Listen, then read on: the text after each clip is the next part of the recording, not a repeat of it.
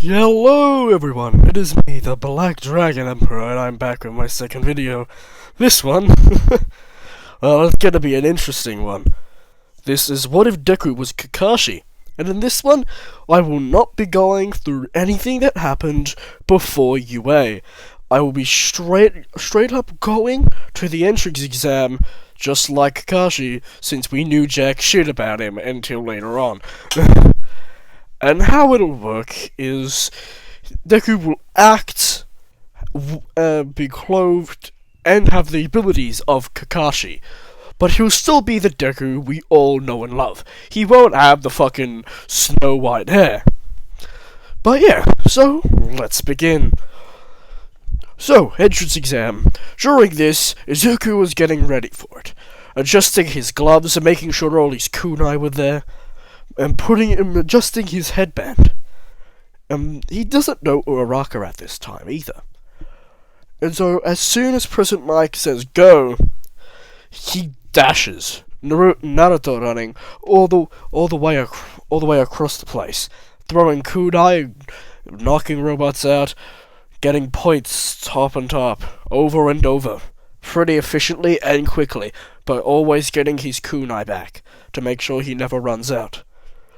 And he does get a ton of points. Not as much as Machine Deku, but still a lot of points.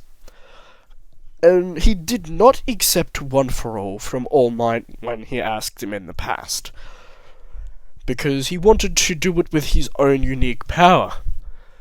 And at this time, eventually, he heard a scream. A very, very loud scream. And so he turned around, doing several hand gestures at extreme speed, and in a puff of smoke, reappearing on a rooftop. And seeing Uraraka underneath rubble, he acted, leaping down. He threw the rubble off of her, and threw Uraraka away, and right as the robot's foot was about to land, all they hear was and his eye turned red as he then dodged out the way and grabbing and latching onto the side of its leg with a kunai.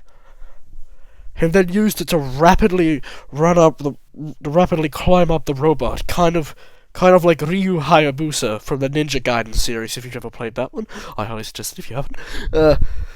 And he keeps going like that, eventually reaching a point to where he puts two kunai against a leg, and as he pulls himself out, he rips him up and propels him up all along the leg and reaching the head.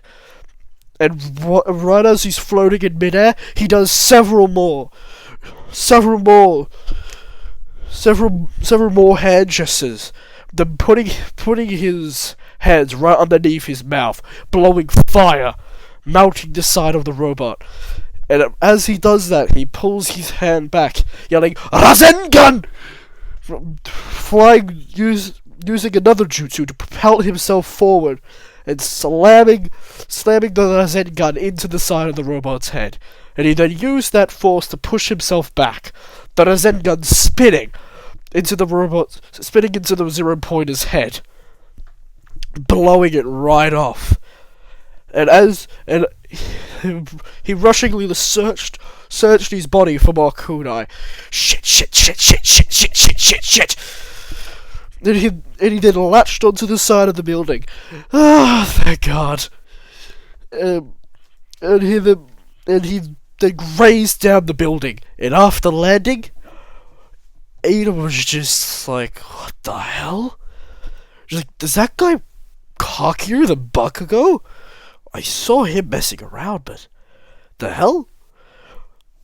And afterwards he brushed himself off, going to check Uraraka, helping her up. Hey, you right?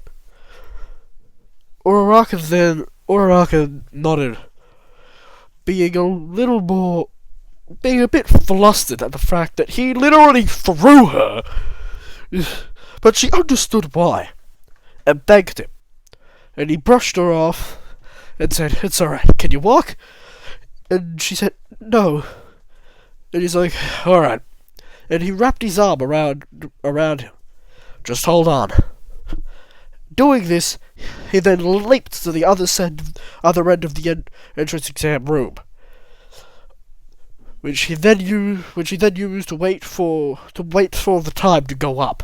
And as soon as President Mike said time was up, I forgot the medic lady's name. I'm sorry. But yeah, she came in and she asked what was wrong with Uraraka, and he said fractured leg, I think. She can't move. And he kept us standing up a while so she could have a look. And she then kissed Uraraka's leg, which made it then begin to heal. And Uraraka then thanked her, bowing, and then turned to Izuku, bowing to him, and he said, Hey, don't bow to me. I was just doing what a hero would. You're like, Jesus, she's adorable, in his head. And as he walked out, he reached into his pocket, taking out manga. Thank God that's over.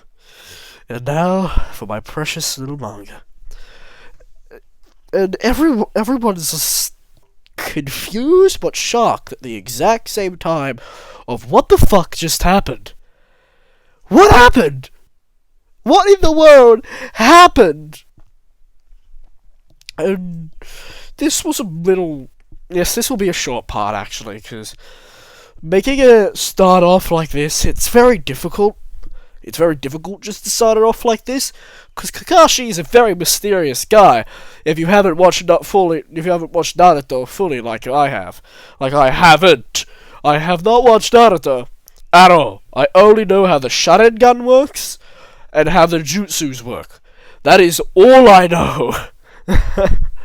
So if I mess up with Kakashi's personality, please tell me in the comments, and I'll try my best to fix it if I do another part for this. Just tell me how much you like it. And when he's looking around for class 1A, he's still reading his manga, and easily maneuvers himself into the room, and Bakugo just stares at him. He says, Hey, Deku! Still wearing that stupid outfit? He's like, oh. Kachan. Sup, asshole. And he then goes to the back of him. No, he just shrugs at this. He just shrugs at Bakugo's remark. He really doesn't give a flying shit about this. Like, Deku's wearing exactly the picture. And that's what it looked like when he was about to slam the Rasengan into the Zero Pointer as well. So that's a pretty good view to have when someone's talking about what if they do this. And people are surprised at the fact that he gives no shits about Bakugo in any way, shape, or form. He just continues to do what he wants, in all honesty. He really couldn't give two shits. He really couldn't give two shits. And because of the factor that he couldn't give two shits, he continued to sit in the back of the room. Well, not sitting, leaning in the back of the room. No fucks given about anyone or anything. And when Aizawa comes in and tells him to stop reading, he just shrugs, closing it and putting it away. And Aizawa goes to tell him to get ready. And Izuku, he doesn't take anything serious in this unless he has to. He's fucking hilarious. And he says to himself, Damn asshole, taking my time off from reading. Damn, I thought teachers improved of that stuff. and when he took off his shirt and all that, everyone looks at him. All the guys look at him, and then it's like, Yo, how did you get those scars?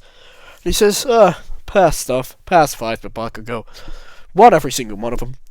But just recently had a villain encounter. I'm alright though. And Kuroshima's like, Dude, you're manly. He's like, look at all that, you're ripped. It's like, ripped? Nah, barely. You should see a friend of mine. Mirio, I think it was, if I remember his name correctly. And everyone's shocked at the fact that he mentions Mirio so lightly.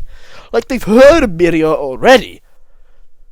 But they've never, ever heard someone talk about him so lightly before.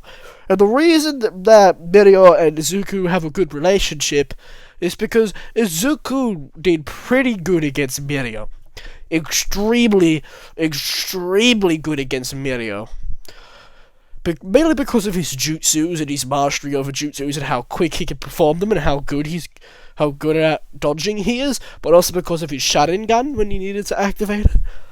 And if you don't know, Sharingan literally translates to copy wheel, which is sort of like what it does.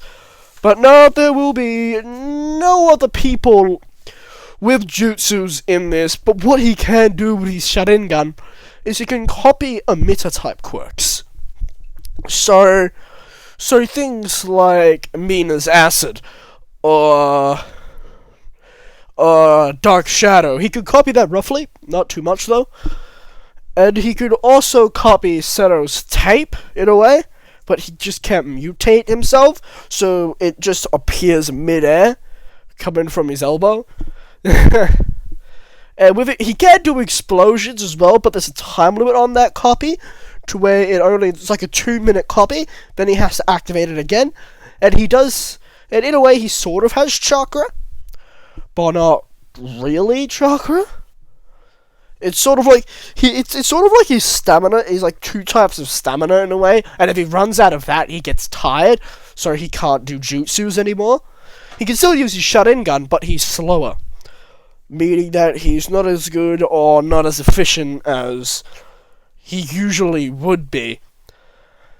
And yeah, so practical exam, like when the tests happened and all that, he did excellent in theory and combat, and with teamwork he did decently well as well, because he worked extremely well with his team member. But he never listened to the point to where he followed direct instruction. He would do it in his fighting style, but would also get it well. It would always nail it, which is why he got a good mark on that, despite his lack of listening to direct instruction during combat. And when he entered as well in that, he also fought Aizawa. Yeah, Aizawa doesn't like him too much, because of the fact that he was reading manga while fighting Aizawa, and as literally a form of mockery. It shows that you aren't paying attention. So Aizawa doesn't like him too much, but he thinks of him as a good fighter, a very efficient, powerful, good fighter. And yeah, so USJ attack with the Nomu. He does extremely well against the Nomu and ends up blowing it up with a Rasengan to the head. And what he does with Suyu and all that, all he does is he straight up does some waterbending shit with a jutsu. When he sees how the villains manipulated the water, he copied that and manipulated it to where it spun too fast and they got stuck. And yeah, so it was really good. Aizawa did manage to get hurt though, and Izuku sort of copying man girl, I forgot her name. I'm so sorry.